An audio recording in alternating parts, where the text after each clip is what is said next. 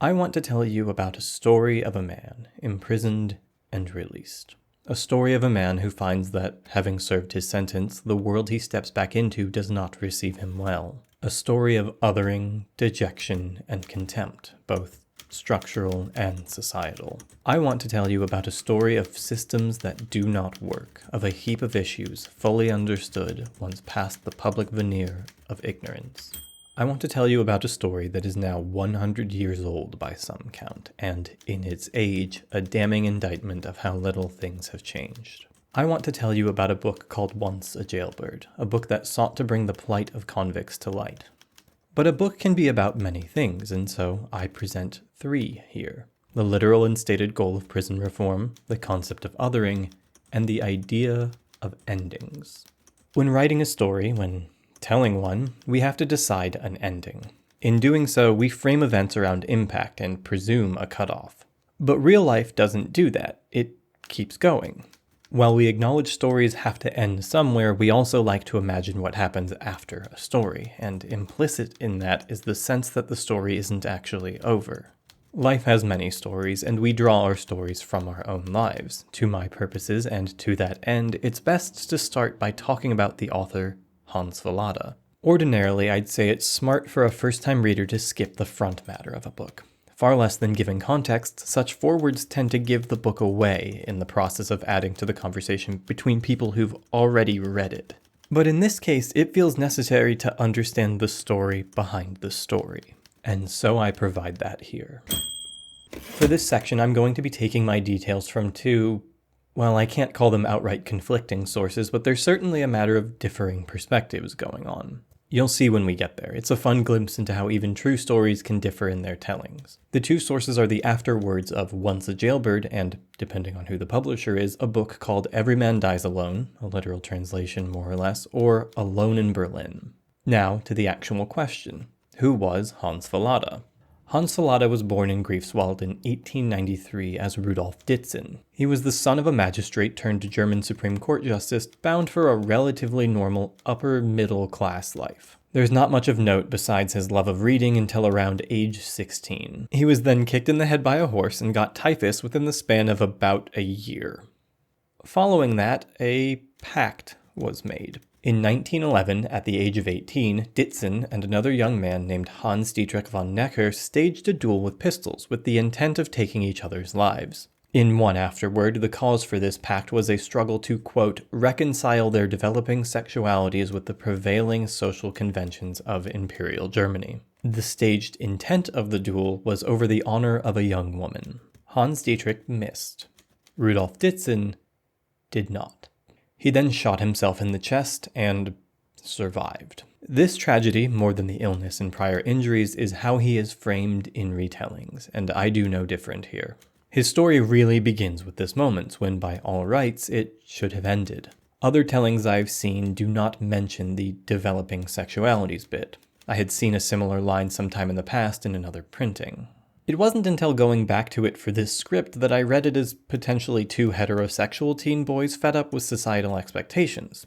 I've always read it as that they were lovers. I guess this is a reversed instance of the just friends thing historians always do. I mention it here to say that there is some ambiguity, though I personally maintain my original read, and it feels relevant to the book we're going to discuss. The tragedy of the situation is intensified a bit in the lover's read, or perhaps merely dramatized, but in either case, it marked his life. He was tried for the murder of his friend, but found to be insane and instead sent to a sanitarium for 2 years. After that, he worked in the agricultural sector in a white-collar position. In 1920, at the age of 27, he got his first book published, and at the suggestion of his father, used a pseudonym to avoid being connected to the infamous duel. So it was that Hans Fallada was born. His first 2 works were not much of a hit, and he returned to working in the agricultural sector where he committed some light embezzlement. Twice. And went to jail for it twice, once in 1924 and once in 1926. These would not be his last times behind bars. He wrote another novel of middling success after that, but his publisher, struggling with the recovery period from the Great Depression and middling sales, was near closing. In 1932, his work Little Man What Now came out. It sold well. well enough to save the publisher from spiraling into debt, well enough to become an international bestseller with a movie planned for it. Fallada used the money from the book to buy a house a ways outside Berlin. In 1932, life was finally looking up for him. In 1933, the Nazis came to power. Following the Nazi rise, the former owners of his new home denounced him, hoping to get their house back in the process. He was sent to jail once again. Interestingly, the afterword of Once a Jailbird, focused more on his legal troubles for obvious reasons, begins with a brief detailing of his arrests. So it goes that not only was he arrested for embezzlement, but it also nonchalantly claims that he was arrested for, quote, plotting to assassinate Hitler. This is the same story as the denouncement. The Jailbird afterword does clarify this later, but it leaves the plotted to kill Hitler thing hanging for a bit, and I was incredulous, to say the least. I mean, even in 1933, when the mechanisms of power weren't entirely in Nazi hands yet, you didn't just walk away from plotting to kill Hitler charges. He gets out days later due to some connections his publisher had. It's here that I'll note the place Once a Jailbird had in his life. This work is situated in an awkward yet fascinating context. It was, to some degree, his white whale of a book, started before the first book that brought him any success, and expanded on every time he went to prison. What began in the 1925 of Weimar's prison system was finished in the 1934 of Nazi Germany's coalescing power, where calls for something as humane as prison reform would be an absolute joke. A government rapidly embracing the use of concentration camps isn't exactly likely to care about helping former convicts sort out their lives. In light of this, Fallada hoped to avoid trouble with the regime and added a foreword to the book, essentially saying that the Nazis had resolved the issues of this book by doing away with humane approaches, that reform was not important. The Nazis saw through this, so it failed on that count, and it drew complaint from literary peers who had fled Germany, like Thomas Mann. It may appear obvious to us now, with hindsight, how little the Nazis would tolerate works with a political message of any kind beyond outright support, but I don't think Fallada was uniquely naive in thinking that his work, with social commentary, would be permitted. By 1934, the Nazis had taken over, but it had yet to wash over everyone how total their control would be. The Reichstag fire had occurred. The Gestapo had formed, but had yet to be organized into a nationwide force, a known specter, secret enough to be nowhere, known enough to be everywhere. In his work, The Nazi Seizure of Power, historian William Sheridan Allen describes the ascendancy of the Nazi political machine in a specific town in Germany. It is, functionally, a case study of a town in Hanover called Northeim, which the book anonymized as Talberg. I will discuss this book more comprehensively someday. Per his description of the town, a place not unlike where Fallada had moved in 1934, the Gestapo was but a rumor, and politics remained local, with moderate voices among the Nazis. As absurd as it may sound, the political message of the Nazis had yet to unify. Said absence of unity and the ambiguity it created meant that on a local level, politicians could promise local reforms. After all, what is the socialism part of National Socialism? What do vague words like rejuvenation mean? In that ambiguity, the local party could make promises in 1934 that the national one would, come 1935, forget or outright break. The Nazis avoided clarity of intent when it suited them. There are other parts of Fallada's story from the war years that I will save for contextualizing Everyman when I make a video about that book and acts of resistance. Unsurprisingly, Once a Jailbird did not see publication again until after the war. The second edition received a new foreword that explicitly noted his hope for a free and democratic Germany, reading, "One of the first acts of the Nazis was to put this Jailbird book on the blacklist. And one of the first acts of the new democratic Germany is to publish it again." To me, this is almost symbolic. Every line of this novel contradicts the view and the treatment the National Socialists held about and meted out to criminals. So out you go into the world, book. I hope you can do your bit to humanize the world a little after 12 years of brutalization. In one afterword, he is described as doing his part to make Germany better after the war, even becoming the mayor of a town. In another, he's described as begrudgingly appointed mayor as a ploy by the Soviet official in charge of the region who, according to Fallada, intended to overwork him to death so that the official could steal his new wife. And given that he writes from his own experiences and there's a whole book about a guy who gets forcibly appointed mayor of a town and hates it, I suspect the latter description is more accurate. In writing from his own experiences, there is a contradiction. He lived a full life that, while I can't call it consequence-free, given everything, It's not his status as a jailbird that shadows him. His desire towards reform, which inspired his work, centered questions of acceptance and reintegration into society. But those are not the issues that haunted him. Rather, his prison was the intangible force of addiction, which he was allowed to succeed in spite of, put up with by a regime that wanted to cleanse its society of people like him on several counts. It's almost a greater miracle that he outlived the Nazi regime, able to let his story end in an unremarkable era, than that he survived shooting himself in the chest, where his story started. Fallada was ultimately an imperfect person, his work a product of his flaws as much as the tragedy at their root. His story began where it should have ended. Time ticks on and brings harm to all men, and to all men profit. In describing Fallada's life, I've already explained the abstract plot of Once a Jailbird. I'm confident that I can talk about the book in the abstract enough to leave it worth reading, and keep specifics to only, say, the first third or so.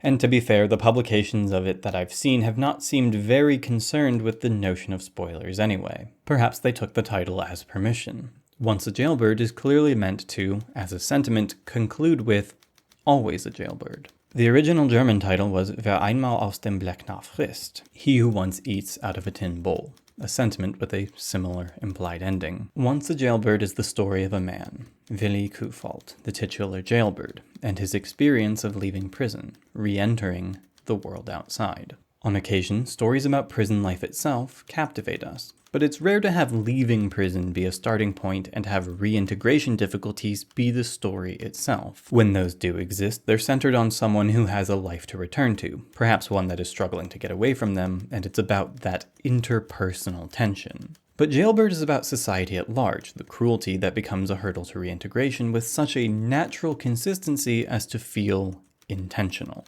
It is about the people who are stuck, technically able to avoid becoming a reoffender, but their social contract has been altered forever. They've paid for their crimes with a portion of their life, with hard labor, with indignity and isolation, but they do not exit with the same status they had before entry, before processing, before criminality.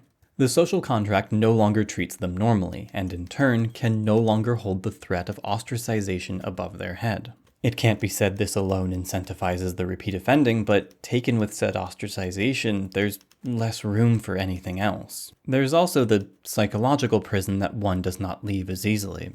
Confinement, of course, is a transcendent theme. That's not to say no good effort is made on the part of prisoners. If there was no effort made to conform to the confines of reform, a thing not asked of normal people who are still ontologically good, then it would merely be a story about criminals doing crime, and jail would, once again, be a shorthand for criminality and nothing more. There are other characters who do differing degrees of acclimation, or relapse, as it were. There are windows into different experiences both with reintegration and on the inside.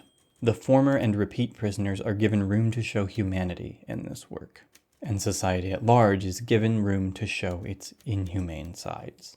I can let a character of the book provide a more succinct summary. You'll never keep it up. You'll knock around for a few months looking for a job, and perhaps you'll find yourself a job and sweat yourself to death to keep it. But then it'll come out somehow that you've been in the clink, and the boss will put you on the street. Or the other blokes. They're always the worst. Won't work with a criminal. I've tried it all. And when you're beat and haven't eaten for 3 days and pinch something and get caught, they say, just what we thought. Good thing we threw that bloke out. Act 1 lays the foundation of prison life for us, the thing that Kufalt is threatened with being returned to. It takes 86 of the 480 pages of this book, more than 1/6 of it, for Kufalt to leave prison. In that time, we learn many things: the shape of characters, the personal issues in prison, the structural ones, and that the staff are not monolithically cruel. We learn the extent to which good behavior is rewarded, to which trickery pays. We learn Willi Kufalt's temperament. Mind you, Kufalt is not a good person done dirty who does not deserve at least some of his circumstances. Indeed, he participates in the dog-eat-dog side of the criminal world. One of the first things he does is blackmail an inmate for 100 marks. But he is not without remorse. In a moment to himself, he thinks about how he shouldn't be so mean, including the words, "I do everything wrong."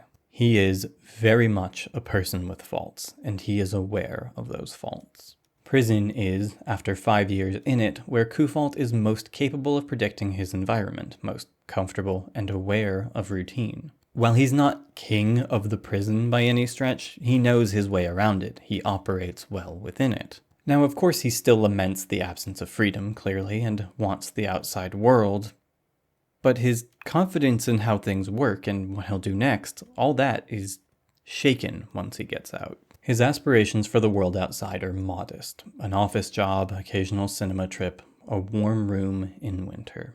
An important tangent has to happen here about time and money. The book starts in 1929, which is post-inflation, but the German economy is not back to normal fully. As noted in the book, 5 million people are unemployed. Time and money are the commodities around which the plot revolves. The first page sets the tone. We hear about his earnings in prison and how long he has to go. At almost no point are we more than a page away from a discussion about time spent, time lost, money spent, money lost, and money to be earned. In 1,825 days imprisonment, he has earned 300 marks, making nets for hours a day. That's 1.15 marks a week. Later, he makes 4 a day and feels shortchanged. Sure, prison is not meant to be a moneymaker for the inmate, but it's where he accrues what he will have to start his new life with. Evading destitution is one of the core motivators. If you framed his starting money of around 400 marks as 16 months' rent and left it at that for people to compare to contemporarily, it would not compare cleanly. Rent is 15 to 25 marks. Food is suggested to be at lowest 35. A meal at a pub and some beer is 1 mark 30. Per my calculations, 1 mark 30 is around $6 to $8. Expenses were different back then. But prison wages are relatively consistent. In prison, Kufalt made less than that in a week. Before we even discuss what happens in the world outside, I would like to move past the fatalism of Batska, the prisoner I quoted for the summary, to what I can only call the pragmatic optimism of authority figures in Kufalt's life, both within and beyond the walls. It's intentional that the governor of the prison is one of the few people who is genuinely considerate of Kufalt's situation. Of course, as part of the penal system, he has some perspective on its function, and as someone not in the warding position, he doesn't have the antipathy for prisoners that comes with degrading interaction. For the governor, the prisoners are abstracted enough that he does not directly deal with their faults and failures to follow rules as would a guard or warden. For the wardens, we have 2 representatives, one humane and perhaps lacking sternness to a fault, and the other overly stern with a temper that needs some management. Implicit deference. But none of these figures, though they are part of the system that Kufalt wants to never return to, are principally antagonistic to him. There is a tension running through the prison arc that the system both can work and should be talked about as though it does, and that there is much evidence of how often people return to the prison. The question that might alleviate this tension merely by its asking never is. It is never asked by those who maintain it if perhaps the return rate of prisoners is the fault of the system itself.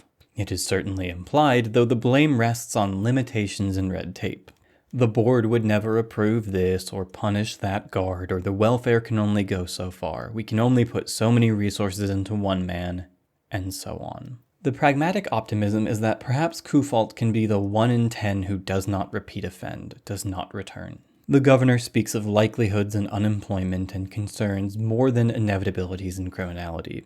To use a term born in a prison but not often applied to it, the prisoners, even once they leave prison, are a subaltern of sorts. And the governor is in a position to know the world inside and the world outside. But his perspective still has limits, and so it is that Kufalt goes into a trap that, from the perspective of the governor, is a functioning part of the system. Society, as we'll see, shares this misunderstanding. The first act establishes more than anything else the fatalism that seeks to swallow prisoners whole and the growing dread of the world outside. Release is the beginning of the end. True, the cell doors of Category 3 men were not locked, merely left ajar. But it was a strange sort of favor. He was not to push the door wide when he chose, go out into the corridor, or walk even a couple steps along it. That was forbidden. If he did that, he would be degraded. The point is that he knew the door was open. It was a preparation for the world outside where doors are not locked. A gradual acclimatization. devised by an official brain. Systems are innately impersonal things, devised by an official brain with a sense towards what ought happen, and a limited awareness of consequence and outcomes, just as limited as how it collects data. Let me give one example of the prison system not foreseeing an outcome it routinely pushes people into. Inmates become something other than a normal citizen, but the markings of an inmate are assumed to be invisible, and their status is in some sense protected because someone has foreseen the treatment they might get and made a law regarding it. In negotiating his release, Kufalt, who happens to be aware of the law, which I imagine is not common to prisoners, has to insist that the law be followed. His registration card, like a statement of previous address, is to be registered to the prison. That's just how it goes. He, of course, protests this. It is, after all, a document he would be asked for in trying to get a job or place to live. Imagine the consequence of that. The system knows those consequences because it claims to protect against them. Kufalt cites law around being forcibly identified with his criminal past. The clerks respond that to write his registration as from, say, the hotel in town, it would still be stamped with the prison registrar stamp, because that's what they have on hand. So it's useless to protest, and he might as well let them just write that he came from prison. It is only by his insistence that they relent and promise to instead send for and use the stamp from the town registrar. A core argument of this book, which indeed makes an argument in what it presents, is that not only is societal reintegration made difficult by systems, it is made difficult by the people who make up society. Between those things, we have the system built for reintegration, represented by the halfway house Kufalt is sent into, presented as a special opportunity where he finds his money is being held for him and is subjected to strict rules and poor wages that are garnished for boarding. But Kufalt is not the person that said system most clearly fails. That dishonor goes to his roommate in the halfway house, a man named Beerboom, who is very, very mentally unwell. He's sick to the point that those who ought care for him remark about it. He's sick to the point of being a danger to himself, and he flatly knows this. And it's not until he does irreparable harm that the system takes his sickness seriously, because the system wants to produce adjusted people and prove its capability for reforming the good ones as best it can, while cutting every corner it can. And so it is that those who fail the halfway house have proven their failure to be rehabilitated. The system doesn't have a problem, it's the prisoners who are inherently malformed. Never mind how prison, within and beyond the walls, continues to further contort them. Every hurdle that the inmate faces in the world outside has its explanation, proffered up quick enough that the people in the system betray their awareness of it. That the hurdle is a known issue, or indeed a fact of life not intended to ever be fixed. The prison exists beyond the walls, beyond all walls. Upon leaving the halfway house, Kufalt gets a room and then loses it immediately when noted to be a former convict. Have you ever thought about the job application questions that ask if you've been a prisoner and what asking that implies? Why ask if it was not relevant? Why is it relevant if not to discriminate? We can argue some character judgment point, but it becomes an immutable status marker, an othering. And the world outside does not discriminate in its discrimination. The world outside is, at worst, outright hostile to Kufalt, who, again, has served his time, and for a white-collar crime no less, because prison makes criminals into criminals, if you follow. At its best, there are people who don't care, the rare few, or indeed care in a sympathetic manner. But the most are towards the middle or the worst, where the middle is a sort of half-heartedness. It is oh, I don't mind, but you must understand how it would look for our firm to hire a criminal. It is sympathy that ends short of aid. Part of that absence of aid, a reluctance to give it, comes from trust in the systems. And that trust is sometimes built on outright lies. The halfway house has a visitor day where they make everything cozier, use nicer sheets, borrow potted plants from nearby, and altogether shape the home into being pleasant for a day for the sake of attracting more benefactors.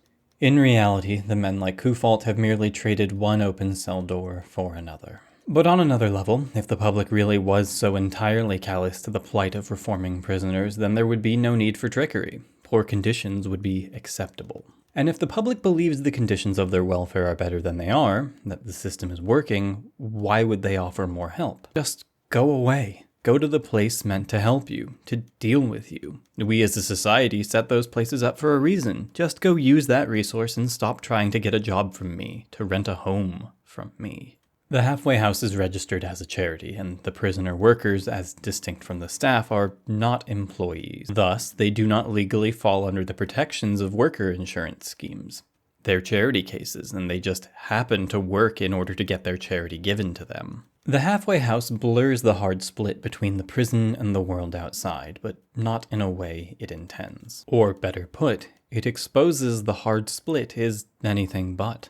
The world outside on paper has all these systems to help that people who never come in contact with assume are simply functional. The moral weak point of what prison does is soothed in public consciousness by the proclamation of rules and protections and a system. That the existence of the systems is proof enough of the progressive world, never mind the practical reality of enforcement. Given there is even a law for Kufalt to cite, there is a will towards an earnest effort, a misguided belief that things are all working, which runs into the reality that everyone involved knows they aren't. And in truth, the world outside is not presented as one of lesser struggle, but of different struggles, and they weigh enough on Kufalt that he begins to idealize the routine of prison when he isn't fixating on the pleasures of the world outside. In some ways, his anxieties about the world are confirmed, and in others refuted. The concerns about unemployment were quite real and bear constant reminder. But he does also find reasons to live beyond the fatalist fear of returning to prison. Other figures exist, intersecting with Kufalt's life, who show us the ways in which the prisoners get by or fail. We are handed different characters as windows into other outcomes, other endings that await the prisoners. At one point, Kufalt muses about the eventuality of his downfall, and thinks of 7 different people who might invoke it. But people are not always positioned as suspicious or a burden. People are also one of the only things that keeps Kufalt going. There's a significance to the value Kufalt and the book at large puts on interpersonal connections, and in turn they're limiting, where one is told or understands what bonds are permissible, doomed, or prohibited. And from that, there's something I can't stop thinking about. There's this line. It was great, but it must come to an end now.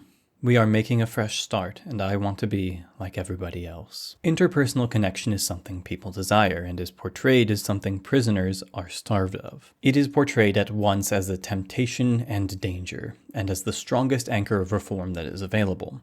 It exists in this book as a murky, hopeful, desperate, fleeting, and enduring thing. It's contradictory, omnipresent, and unstable. Friendship is a tricky thing. The bonds prisoners forge in prison are discouraged for furthering criminality, seen less as friendships and more as crime networking. Even when they get out and share circumstances with former prisoners, as the rest of society won't take them, lumped as they are together in the halfway house and associated businesses, they are discouraged from talking to each other. And in truth, the prisoners sting each other, their camaraderie uncertain. They're prone to betrayal just as much as they see that only they can understand, really understand each other.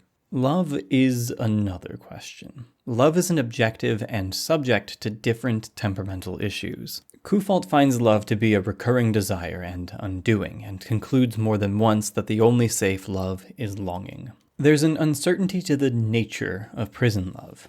In that uncertainty, permission. Both criminals and authority figures refer to the bond Kufalt shares with another inmate, Emil, with limited judgment. Indeed, the book as a whole seldom passes any judgment on the behavior. The only time we see something close to it is from Kufalt himself, who seems more to be objecting to the idea of being a prostitute than to the idea of queerness. As a tertiary note, it could be argued that queerness is, in this book, placed sympathetically, without negative remark beyond societal expectation.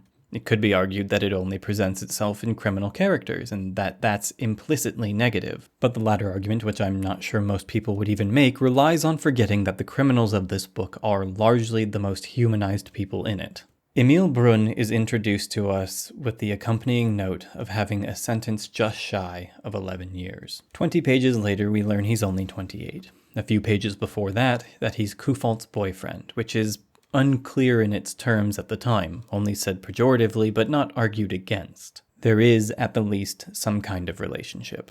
He's described to us then as friendly, plump, innocent-looking, And then we're told he's a murderer who got the maximum sentence for someone who was underage at the time of their crime. And then he offers to let Kufalt be, and I'm only barely exaggerating here, his housewife when they get out.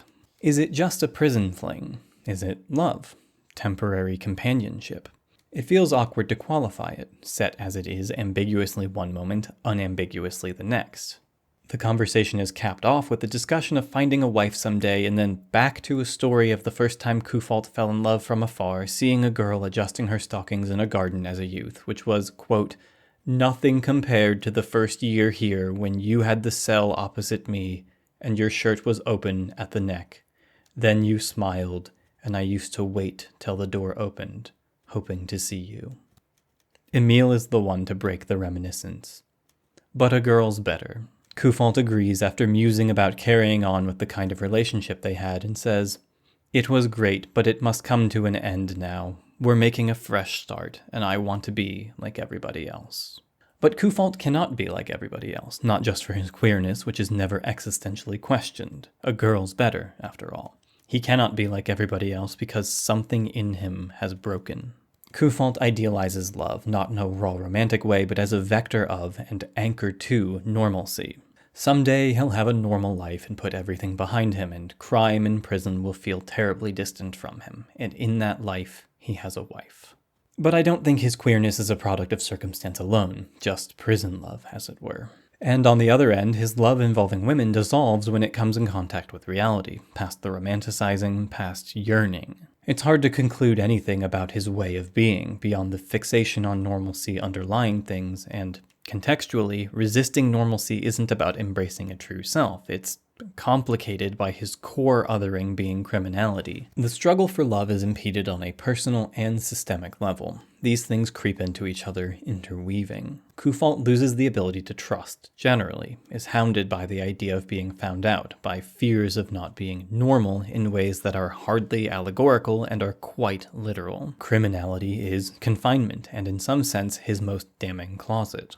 In meeting a woman, his primary fear is never, oh, but what if they learn about Emil and I? And why would it be? It's always down to the fear that he will be found out as a criminal by someone who would mind that he was. If there's one thing most commonly associated with Weimar Germany's cultural shift, for better or worse by admirers or detractors, it is perhaps the queerness. Said queerness was what produced the books that the Nazis burned. I don't have time to digress into the Hirschfeld Institute, and there are many better resources on the history there, nor do I intend to erase trans history in some broad stroke umbrella moment, but with the book burnings in mind, can you see why I'm partially shocked that this book was published as late as 1934, after the purges of gay culture and the book burnings? Earlier, I did remark why I thought he wasn't a fool to try, but I assume he stands quite alone in publishing a book with queer themes and representation after the book burnings. It's in that general context, that shifting context, that this book was written. It's hard to even know what to really draw from it in a historical sense beyond scraps of awe. And in the end, what are we left with? We have Willi Kufalt and his struggle to find attachments that anchor him, his attempts to find motivations beyond himself that don't simply come from societal expectation, and the open doors he cannot walk through. He knew that tone. He knew its echo, and he quivered. It was the old world. He thought it had been swallowed up in those 5 long years, but it went on just the same. Was it to go on forever? Much of this book is about anticipation, anticipating failure, anticipating release, return. Kufalt is faced by the cynicism of a when, not an if. Pragmatic optimists like the governor ask of him a how. In an odd way, the book has no goal, no positive endpoint the reader can fix on it. Quest, an objective, something that can be demonstrably concluded. Kufalt's goal is to not go back to prison. How does a story like that ever end? We see him age his way into the sunset. He gets away with criminality. A heist? It surely cannot end in the quietude of reform, can it? Not just quiet in the sense of settling down for a quiet life, but quiet in its motion. Rehabilitation, reform. Those are gradual things. And though they have hurdles and tension, and there is the strain of effort, when can we ever declare the person fully, truly done with criminality? Rehabilitated. Saved. There is a tension to books. We know when they will end. In the past, and perhaps not on this platform, I've told the story of when I first read The Picture of Dorian Gray, that it was in an anthology. With bias, I subscribe to the idea that this is the best way to read the book, freed from the looming page count, the Damocletian danger of knowing physically that a book is ending. I was unable to anticipate the end. In rereading Jailbird, I felt so aware of the distance to the end of the book, not in a dragging way, but in that when things were good, I knew they could not stay good, not for 200 pages more. Something would come. Ruin would come. The illusion of a book is that we imagine unwritten conclusions. We collaborate with the writer when we think about what will come. But the physical book ends more clearly than a story can. We foresee endings when possible, and semi-consciously adjust ourselves because of it. When we cannot see an ending, we have to feel for it, like hands in the dark searching for the doorway, unsure if the door is to another room, another episode, or season, or we get to call the thing done, to enter the world outside a work. And when we do, we carry the work with us. I think there's a weight to knowing when an end is near, foreseeing it, without any gift of foresight, just sight. And life itself goes on after stories end, into new stories, out of new stories, and we forget to ask after people, and we remember to learn more about the world that precedes us. We hunger for conclusions because an open end is an anxious one. We think of sentencing as an end because it's a nice stopping point short of the rest of one's life. But I know people who have made new stories of their lives. In reading this book, I could empathize to the point of frustration with how disappointingly relevant this book about prison reform started 100 years ago feels today. Indeed, this issue of letting people return to the world, letting one story actually end as we promise and a new one begin, has been an issue for more than 1 century. For many. In the time of the Spanish Inquisition, this was a known problem, that repentance meant very little to the world outside. In reading this book, I could not help relating it to my closest experiences to the second classing of prisoners, watching friends be haunted by or manage to escape the pit of addictions, with its rehabs and halfway houses and questionable emphasis on recovery of spirit and the way it became a past they couldn't bring up in certain company without being viewed differently. Forever. Absolution doesn't feel real in a world of records and indefinite confession. I began this video with the note that this story is 100 years old, implying it might as well have been written yesterday for how little these issues have been truly addressed. I want that note to coexist with the notions of othering and endings because it is the most politically salient point. I want the others to intermingle with it because they exist within this book in equal measure, and because when the issue of earnest reintegration, real justice, has been settled, othering will still exist. And when, if ever, othering has been settled, we will still be left with the existential question of endings. A book can be read and read again, mean different things each time, as it ends and ends again. There are stories I've outlived. There will be stories that outlive me. There is time for change. Nothing is so set as a book. There is no looming page count. And on that note, I bet you're shocked someone like me went a whole video on prisons and didn't mention Foucault even once. Hi, this video was, first and foremost, for me. I'd love for it to do well on its own, and allegedly YouTube has some kind of hype feature now, but I'm content with just having it made and in the world. Next up is, probably a crunch time for me, to be honest, given what's on the horizon in terms of Paradox games. Special thanks to 3 Arrows for providing a voice line on this project. If you're interested in the history of Weimar Germany, which happens to be the greater context within which this book was written, I'd heartily recommend his podcast/series, The Iron Dice. Weimar is an interest of mine, and The Iron Dice does it justice. And thank you to the patrons and now channel members, since I've enabled that, who make this all financially viable for me to do. In alphabetical order, because I don't know what else I'd do, and Patreon doesn't make keeping up with changes easy, we have Alessandro Andreoni, John Ursa, Cesare Mikua, Clever Riley 9, Dan C, Galactic Beyond, Gilded Dragon, Hornlet, Isaac of Lyria, Jay Kaske, Laird Olive, Listing FMA, Mark Soto, Mehrab, Michael Kelly, Nick, Nitopir, Knights, Nidris, Riley Long, Sipper Turnipsy, Third Zeno, Vici Ray, and Yura Silkorsky. Plans after this include a video about a mod, eventually coming back for round 2 of Fallada, some big games, and potentially streams to try and raise money for some big expenses involving both replacing my laptop and unexpected visa fees. We'll see. Bye.